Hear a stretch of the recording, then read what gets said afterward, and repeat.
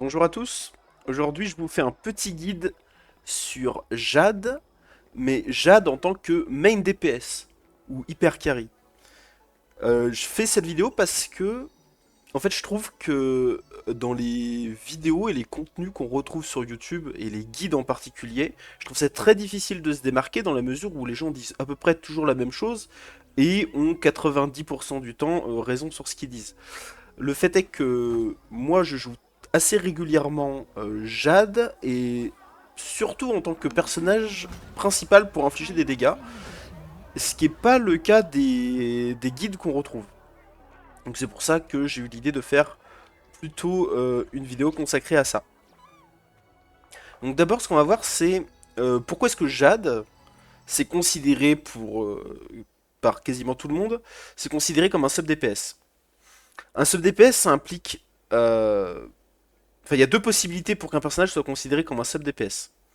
Soit c'est un sub DPS dans la mesure où c'est un personnage qui fait des dégâts, mais il sert de support à un autre personnage.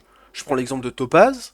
Bah, Topaz en fait a un bon montant de dégâts par elle-même, mais en fait l'intérêt de Topaz c'est de pouvoir améliorer les dégâts d'attaque de suivi que subisse une cible, celle sur laquelle il y a Numbi.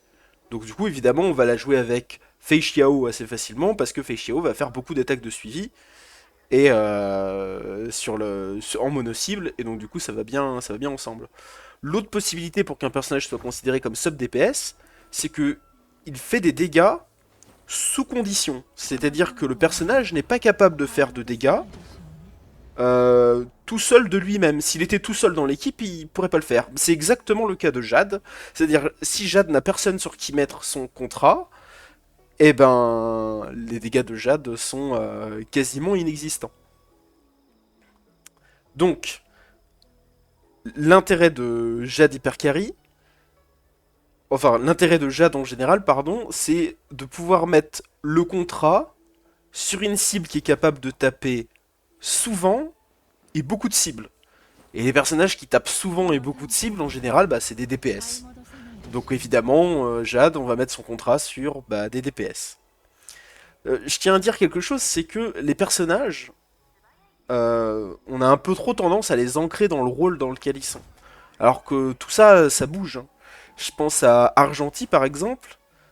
À l'époque où il est sorti, bah, c'était un main DPS designé pour clear le pure fiction. Et aujourd'hui, Argenti, bah, c'est un sub DPS pour remplir la condition de la grande Erta, qui a besoin de deux personnages d'érudition. Et bon, il y a d'autres exemples comme ça. On prend le cas de Blade. Blade, quand il est sorti, c'était un main DPS. Et quand il y a eu la sortie de Jingliu, Jingliu est juste. Enfin, Blade est juste devenu le sub DPS de Jingliu parce que Blade a des dégâts sous condition lui aussi. Il faut qu'il perde des points de vie pour que pour pouvoir avoir des stacks et infliger des dégâts. Et en fait, c'est même pareil, on pourrait aussi le voir que Blade peut être un sub DPS de Jade par exemple, parce que Jade, quand elle met son contrat, si elle met son contrat sur Blade, ça va permettre à Blade de perdre des PV quand il attaque grâce au contrat, et comme il gagne plus de stacks, eh ben il va taper plus, et comme il tape plus, il va plus souvent faire taper Jade. Donc il y a une sorte de synergie dans les deux sens là pour le coup sur ces deux persos. Mais tout ça pour dire que les personnages sont pas ancrés dans le rôle qu'on veut bien leur faire porter. Donc, maintenant, je vais parler du fait de pourquoi est-ce qu'on veut jouer Jade en main DPS. Il y a trois raisons qui font qu'on veut que c'est possible en tout cas. La première raison, c'est que bah la méta actuellement, c'est tous les ennemis ou quasiment tous les ennemis on a toujours un contenu, toujours quelque chose où il faut taper en zone. Les personnages érudition sont à l'honneur. C'est pour ça que la Grande Erta est aussi forte. C'est pour ça que quand Castoris est sorti, le dragon il fout droit à l'intégralité de la map. C'est parce que le contenu qu'on nous sort, euh, c'est fait pour des personnages qui sont capables d'infliger des dégâts de zone. Ensuite, c'est parce que les dégâts de Jade, même si ça paraît pas, sont quasiment au niveau des dégâts d'autres main DPS en fait. Pour peu qu'elle fasse suffisamment souvent son attaque de suivi, les dégâts de Jade sont tout à fait acceptable et efficace pour pouvoir en faire un main DPS. Et la troisième raison, c'est qu'en fait, maintenant, actuellement, il y a beaucoup de personnages qui ne sont pas des DPS qui sont capables de remplir les conditions pour Jade en fait. Donc avant de passer à ce qui est le plus intéressant selon moi, c'est-à-dire les alliés qu'il faut mettre à Jade pour que ça fonctionne, on va d'abord parler du build qu'on va pouvoir lui mettre. Bon, au niveau du build, c'est très... Il n'y a rien de nouveau sous le soleil. C'est-à-dire que le build de Jade, c'est vraiment le build que vous avez vu ailleurs. Ça va être au niveau de son cône, et bah, le meilleur cône ce sera son cône signature, mais comme c'est un personnage érudition, vous avez plein d'options disponibles. Le cône signature de Jingwan est une très bonne solution, parce qu'il y a des dégâts d'attaque de suivi en plus. Le cône du Battle Pass est vraiment pas mal. Le cône signature de Himeko, quand vous tapez beaucoup de cibles, est intéressant. Le repos des génies, c'est vraiment bien. Si vous êtes fauché et que vous avez rien du tout, le petit déjeuner, le cône petit déjeuner, il est super. Enfin bref, il y a énormément de bonnes options pour Jade. Et si vous savez pas trop quoi choisir, vous allez sur Pridwen et puis vous regardez. Voilà, enfin, bref.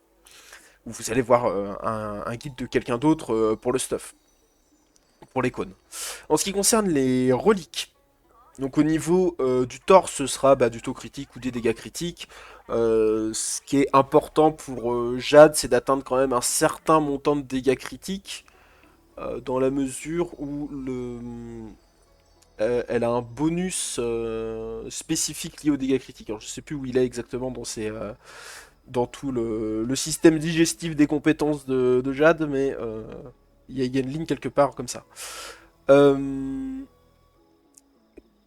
Au niveau des bots, on va choisir de l'attaque pour cent. Alors pourquoi de l'attaque pour cent? C'est parce que Jade est un personnage qui n'a pas besoin de vitesse. Elle se base quasi exclusivement sur ses attaques de suivi et dans une moindre mesure sur son ultime. Donc en fait, elle n'a pas du tout besoin de taper souvent, donc autant lui mettre de l'attaque au maximum. En plus, on pourrait se dire qu'on a besoin de vitesse pour pouvoir mettre le contrat au début du combat et tout, mais elle a une trace qui fait que elle avance son action de 50%. Et donc même si vous avez très peu de vitesse initiale, Jade va même très souvent commencer la première pour pouvoir mettre son contrat. C'est fait exprès. Au niveau des sets de reliques, on en a trois. On en a deux qui sont assez génériques. Donc on a le nouveau set Poétesse et le set Duc Incandescendre. Ces deux-là sont des sets très génériques. Poétesse, c'est quand même au-dessus, j'allais dire légèrement, il est légèrement au-dessus, mais c'est quand même significatif. C'est-à-dire que ce qu'il faut faire attention, c'est à pas s'overcap en crit avec, avec le set Poétesse. Surtout que si vous avez la E2 de Jade et son cône, ça commence à faire beaucoup de chances de crit de base sur le personnage. Et donc, comme le set poétesse vous donne encore des chances de crit, il faut faire attention à pas overcap. Mais du moment que c'est pas overcap, ça va être une solution plus intéressante que Duc Incandescendre. Mais l'avantage de Duc Incandescendre, c'est qu'il est très générique et vous n'avez pas trop besoin de vous soucier de mettre la vitesse exactement en dessous de... Alors je sais plus quelle est la valeur, 85-90, mais voilà. Et sinon, vous avez une autre option qui est l'option génie des étoiles, dans le cas où vous affrontez des ennemis de type quantique. Moi, j'aime pas ce genre d'option parce que j'ai envie de pouvoir sortir ma Jade, même contre des ennemis. Surtout que c'est un personnage d'érudition, donc en fait, vous pouvez avoir le boss qui a des faiblesses quantiques, mais les ennemis sur les côtés qui l'ont pas, et donc du coup, vous avez moins de dégâts. Bon, c'est pas. Moi, j'aime pas. Après, il y a des gens qui apprécient pouvoir optimiser les dégâts spécifiquement dans un cas précis, et voilà. Ensuite, concernant les ornements, bon, c'est assez simple, hein, la sphère c'est des dégâts quantiques et la corde c'est de l'attaque pourcentage. Là, j'ai même pas besoin de justifier pourquoi, c'est un DPS, c'est logique, il n'y a pas d'autre option pour elle. Il y a quand même quelque chose qui diffère pas mal sur les builds, sur le build main DPS, c'est que dans un build main DPS, on vous conseillerait potentiellement le 2 pièces Izumo, que moi je ne vais pas du tout vous conseiller à fuir absolument si vous voulez une Jade main DPS, parce que Izumo va demander à ce que Jade ait un autre érudition dans l'équipe, mais dans ce cas-là, ça veut dire que c'est Jade le sub DPS. Et là, ben, comme on veut en faire un main DPS, a priori, on va mettre le contrat sur autre chose qu'un personnage érudition. Donc, évidemment, pas Izumo. Pour le reste, vous avez trois autres options. Le set Sigonia, qui est conditionnel au fait qu'il y ait beaucoup d'ennemis. Alors, si vous jouez Jade, effectivement, c'est logique, vous allez sortir Jade contre des monstres où il y a beaucoup d'ennemis. Donc Sigonia peut être intéressant, surtout que ça augmente les dégâts crit, qui est une stat vraiment sympa sur Jade. Mais si vous avez Jade E1, vous pouvez potentiellement sortir le personnage dans des cas où il n'y a que des ennemis à cleave, par exemple, ou que des ennemis même en solo. Hein. Donc c'est pas nécessairement dans tous les cas de figure qu'on peut mettre Sigonia. En tout cas à partir de Jade E1. Ensuite vous avez le set Duran. Donc le set Duran, bah, en fait il faut des alliés qui font des attaques de suivi pour en bénéficier le plus. Moi je trouve que c'est une condition qui est très facile à remplir dans mon cas parce que mon compte est très orienté autour des personnages qui font des attaques de suivi. Donc pour moi c'est facile de conseiller ça, mais tout le monde n'a pas plein de personnages qui font des attaques de suivi. Même si vous allez voir dans les alliés plus tard qu'en réalité je pense que Duran est la solution la plus pérenne pour Jade. Et si vous voulez une option absolument générique dans tous les cas, sans vous soucier jamais des alliés ou du contexte du combat dans lequel vous êtes, il y a Salsoto. Salsoto, c'est taux critique, dégâts sur ultime et dégâts sur attaque de suivi. C'est exactement, ça entre exactement dans le cadre de ce que fait Jade, donc c'est parfait. Je vais passer très rapidement sur les spells, la priorité. Donc vous montez en priorité le talent, l'ultime, la compétence et enfin l'auto-attaque. Il n'est pas nécessaire pour avoir de bonnes performances de monter l'auto-attaque très haut. Vous pouvez vous arrêter au niveau 9 pour les autres trucs si ça vous coûte trop cher. Moi je joue pas du tout comme ça au jeu, je préfère tout maxer pour des soucis de complétion, j'aime bien quand c'est fini, et que il y en a plus à rajouter sur le perso. Après, vous faites comme vous voulez. Donc, venons-en au moment de la vidéo le plus important, le plus intéressant, sont les collecteurs de dettes de Jade. Je dis collecteurs de dettes parce que c'est le titre euh, que vont obtenir les personnages sur lesquels on met le contrat. Donc, comme bon collecteur de dettes, je vais évidemment ne pas parler de tous les mains DPS sur qui le contrat est habituellement mis. Donc la Grande Erta, Serval, Clara, Yunli, Anaxa, Argenti, tous les persos avec qui ça pourrait bien marcher. Bah évidemment, mais dans ce cas-là, ce sera Jade le sub DPS. Quoique encore pour certains cas, ça se discuterait. Mais voilà. En top tier, les tout meilleurs persos, il y en a deux. C'est-à-dire que là, vous n'avez pas besoin d'avoir une Jade E1, parce qu'en général, c'est une condition quand même assez forte pour pouvoir jouer Jade en main DPS. Mais en Jade E0, pour la jeu main DPS, il y a deux personnages qui sont incroyables. Le premier, c'est Tribi. Bah, c'est assez simple à comprendre. Hein. Si vous mettez le contrat sur Tribi, Tribi va lancer des attaques de suivi en zone à chaque fois que vous faites un ultime, et en plus, quand elle va taper, elle va cleave avec son auto-attaque, et en plus, elle a un ulti qui tape toute la map ennemie. Et en plus, son ulti revient souvent. Donc là, vous avez... je pense, selon moi, c'est le meilleur perso sur lequel mettre le contrat, si vous voulez faire une Jade main DPS. L'autre personnage qui est vraiment excellent, c'est Linksha. Alors ouais, ça peut paraître surprenant parce que vous avez jamais vu Linksha, vous avez même jamais vu Tribi si vous regardez ma chaîne, dans mon compte parce que j'ai pas ces persos. Mais Linksha, en fait ce qu'il faut savoir, c'est que quand vous mettez le contrat sur elle, c'est que à chaque fois que Fuyuan va taper, donc l'invocation de Linksha, ça va compter pour mettre des stacks sur Jade. Donc en fait, comme Linksha a un ulti qui touche tout le monde, une compétence qui touche tout le monde, et en plus de ça, elle a une attaque de suivi qui touche tout le monde, bah forcément, Jade va gagner ses stacks super vite. Donc voilà, pour une Jade E0, vous avez ces deux persos-là, pardon, qui sont excellents. Si vous avez Jade au moins E1, vous avez des très bonnes options. Et ces très bonnes options, là, si vous regardez ma chaîne, vous les connaissez. C'est Topaz. Parce qu'en fait, Topaz, à l'image de Linksha, eh bien l'invocation de Topaz, Numbi, va permettre de donner des stacks à Jade. Alors, et pourquoi il faut avoir Jade au moins E1? C'est parce qu'en fait, comme Topaz tape de façon mono-cible, eh ben, si elle n'est pas E1, vous gagnerez pas les stacks 3 par 3. Parce que c'est ça que fait la E1, au fait, je l'ai pas rappelé. Mais la E1 permet de stacker au moins 3 par 3 à chaque fois qu'il y a des dégâts. Donc si vous touchez que une cible ou deux cibles, vous aurez quand même 3 stacks pour Jade. Et comme Topaz tape extrêmement souvent, enfin Numbi surtout, il n'y a aucun autre personnage qui a une aussi grande fréquence d'attaque que Topaz. Ensuite, comme autre perso, vous avez Aventurine. Pourquoi Aventurine? Eh ben, on pourrait se dire que, effectivement, Aventurine a beaucoup d'attaques mono-cibles, que ce soit son auto-attaque ou son ultime.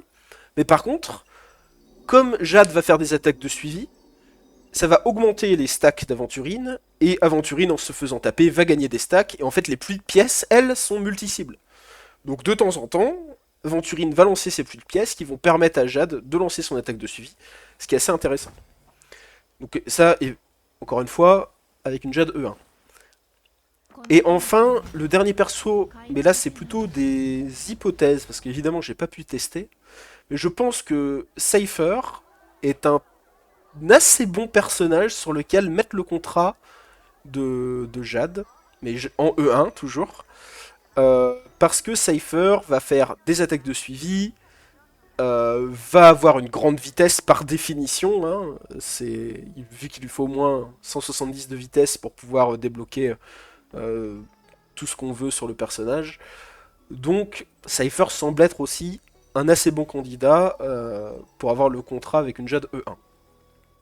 Et ensuite, vous avez les persos, là c'est moins ouf, hein, mais si vous n'avez pas un des 5 persos que j'ai cités là, pour mettre le contrat avec les Dolons associés, dans le cas où j'ai dit qu'il le fallait, euh, c'est peut-être pas une bonne idée d'essayer de jouer Jade hyper carry. Mais bon, si vous avez Jade E1, vous pouvez potentiellement essayer avec Silverwolf après son rework, peut-être, étant donné qu'en fait elle a une petite jauge d'énergie et que son ultime va permettre de taper en zone, et que bah, c'est un personnage sur lequel évidemment vous allez mettre beaucoup de vitesse parce que c'est un support et qui sert à peu près qu'à ça.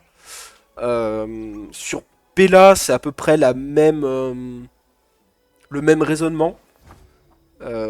Ulti en zone, peu d'énergie, beaucoup de vitesse. Sur Gallagher, vous pouvez le faire aussi. Je le fais de temps en temps d'ailleurs quand je suis obligé de mettre Aventurine dans une autre équipe et je dois mettre le contrat sur quelqu'un. Parfois, ça m'arrive de choisir Gallagher. C'est pas super, mais comme Gallagher, en fait, c'est un personnage qui a rarement besoin de soigner. Il est souvent en train d'auto-attaque. Et avec son ultime, il relance son auto-attaque tout de suite. Donc ça donne sur une courte période beaucoup de stacks à Jade. Et ça peut être pas mal. Et il y a aussi... Donc là, hein, faut prendre des pincettes avec ce que je dis parce que là, j'ai pas le personnage. C'est Peregrine. Parce que Peregrine va infliger des dégâts avec son ultime et va permettre de faire des autos en cleave tout en boostant Jade, mais bon, ça reste vraiment pas dans le même thème, donc je vais mettre des pincettes là-dessus. Et à part les persos que j'ai cités là, c'est vraiment compliqué de mettre le contrat sur quelque chose. En tout cas, quelque chose qui n'est pas un DPS. Enfin, on va parler des équipes qu'on peut faire avec Jade.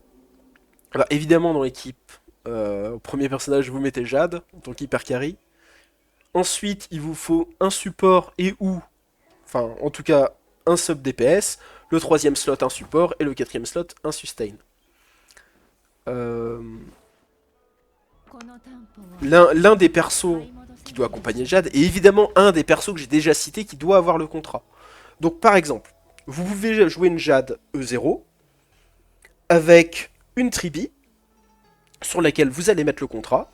Et après, vous pouvez vous dire, bon, eh bien j'ai envie de faire en sorte de maximiser euh, les dégâts, les occurrences de Jade, et donc on va essayer de mettre le maximum de régène d'énergie pour faire en sorte qu'on lance le plus souvent nos ultis, pour que Tribi relance toujours son ulti et fasse des attaques de suivi en boucle. Donc dans cette idée-là, vous pouvez mettre Huokuo avec, en tant que sustain, Et vous pouvez potentiellement mettre Sunday, qui boostera Jade, voire Tingyun, si vous n'avez pas Sunday. Je parle de la Tingyun 4 étoiles cette fois. Ce qui est bien avec Sunday, c'est qu'on pourrait se dire, bon, bah, c'est pas très intéressant de faire rejouer Jade, mais déjà, bah, un coup de fouet qui clive 3 personnes, bah, c'est jamais inintéressant, parce que ça permet de lui donner des stacks. D'une certaine façon, Sunday redonne des stacks à Jade, mais en plus, Sunday, c'est un des tout meilleurs personnages pour redonner de l'énergie, pour redonner des chances de crit, des dégâts crit. Enfin, le personnage est incroyable, quoi. Donc, dans cette optique-là, je pense que c'est un exemple d'équipe qui est très intéressant. Ensuite, en autre exemple d'équipe, vous avez Jade. Dans ce cas-là, vous mettez Linksha en sustain. Vous mettez le contrat sur Linksha, et là, vous pouvez faire en fait à peu près ce que vous voulez sur le reste. Moi, j'aime bien mettre le pionnier souvenir, parce que le pionnier souvenir, c'est gratuit, c'est super fort, et même si faire rejouer Jade, comme j'ai dit, c'est pas super intéressant, bah, c'est toujours 3 stacks. Et puis là, on fait pas juste rejouer Jade, parce que même va permettre à Jade d'avoir des dégâts réels supplémentaires, même sur ses coups de fouet, etc. Donc c'est vraiment intéressant. Au niveau du support, j'ai mis, voilà, vous mettez ce que vous voulez. Vous pouvez mettre One Mei, vous pouvez mettre Robin, vous pouvez mettre encore Ting Yun. En fait, vous pouvez mettre à peu près n'importe quoi à partir du moment où vous avez trouvé la personne sur qui mettre le contrat. Là, je vous donne un autre exemple. Donc là, c'est quelque chose que c'est le genre d'équipe que j'aime beaucoup parce que là, c'est les persos que j'ai. Mais là, c'est avec Jade E1. Vous pouvez mettre Topaz, Robin et Aventurine. Et là, libre à vous de mettre le contrat sur Aventurine ou sur Topaz, du moment que j'ai des E1. C'est vrai que j'aurais pu mettre un petit exemple avec Cypher, mais en fait, on peut tout à fait l'improviser. Hein. Vous mettez Jade E1, vous mettez Cypher en tant que sub DPS à côté, vous lui mettez le contrat. Et qu'est-ce qu'on peut mettre après? Bon, on a des personnages qui font pas mal d'attaques de suivi, donc Robin va être un choix assez logique. Et après, en support, vous mettez, je sais pas ce que vous avez, mettez même Natasha, on s'en fiche en fait. Il y a juste une petite chose que j'aimerais dire, c'est il y a certains mélanges qu'il faut pas faire, mais ça c'est générique dans toutes les équipes. Je pense à Robin et Tribi vont pas très bien ensemble dans la mesure où bah, l'ulti de Robin, vous allez le faire vraiment peut-être 2 fois dans la partie et du coup vous aurez pas l'attaque de suivi de Tribi qui qui va se déclencher aussi souvent qu'on voudrait à cause de l'ulti de Robin qui est pas là souvent. Mais mis à part cette combinaison, je pense que vous pouvez faire à peu près n'importe quoi. J'aimerais donner un dernier petit exemple. Donc là, c'est encore avec Trivi, vous mettez déjà de 0. Mais cette fois, au lieu de mettre Sunday ou Coco, vous pouvez mettre Yacine et Blade. Et là, vous avez une synergie, un peu une sorte de... En fait, vous avez des synergies un peu dans tous les sens. Parce que c'est même possible de mettre le contrat de temps en temps sur Blade pour accélérer Blade avec avec Tribi et Yacine. Vous avez le fameux boost en point de vie pour support Blade. Enfin, vous avez un cocktail. Alors, je sais pas exactement dans quelle mesure faudrait jouer ça, si ce serait mieux de mettre le contrat sur Tribi ou sur Blade. Mais bon, ça reste le genre d'équipe un petit peu rigolo à jouer, un petit peu marrant. Bon, évidemment, faites ça après le rework de Blade, parce que sinon, là c'est en l'état, ça doit être vraiment très compliqué. Mais si vous avez les persos, je pense que ça vaut le coup d'essayer. Il y a aussi une dernière chose que je voudrais dire, une petite parenthèse que j'ai pas dit lorsque j'ai parlé des différents alliés qui peuvent porter le contrat. Ne les mettez surtout pas sur les personnages qui invoquent des mnèmes-esprits, comme Yacine par exemple. Parce qu'en fait, il faut savoir qu'un mnème-esprit, c'est une entité, un personnage à part entière. Si vous avez mis le contrat sur Yacine, et que Ika inflige des dégâts, et bah Jade n'aura pas de stack. Alors que ça marche sur Linksha, ça marche sur Topaz, et ça marche sur Jinglan par exemple, avec le Seigneur de la Foudre. Donc voilà, retenez ça, et c'est la fin de la vidéo. N'hésitez pas à me dire si ça vous a plu. J'ai essayé dans la vidéo, par rapport à mon guide vitesse, où j'avais écrit un script que j'avais lu, et ça m'avait pas semblé naturel à l'écoute et tout, mais j'avais la flemme de tout refaire. Donc du coup, je l'avais posté comme ça. Là, j'ai essayé de mettre plutôt des éléments, sous les yeux et de parler comme ça me venait. Bah, faites-moi un retour si vous avez préféré ça comme ça. Petite edit sur... j'ai oublié d'en parler pendant la vidéo, donc je recale ça ici. Si vous voulez voir un showcase de Jade Hyper Carry, je le mets pas dans la vidéo qui est là, mais en fait, il y a plein de vidéos précédentes dans la chaîne où je clear que ce soit le MOC, le Pure Fiction ou les Fantômes de l'Apocalypse, avec des teams où il y a Jade Hyper Carry. Bon, ce sera souvent la même et le contrat, ça sera souvent sur Aventurine, mais au moins, voilà, vous avez pas mal de showcase si vous voulez voir comment ça marche. Et bah voilà, faites ce que vous voulez avec la vidéo, et puis à plus tout le monde.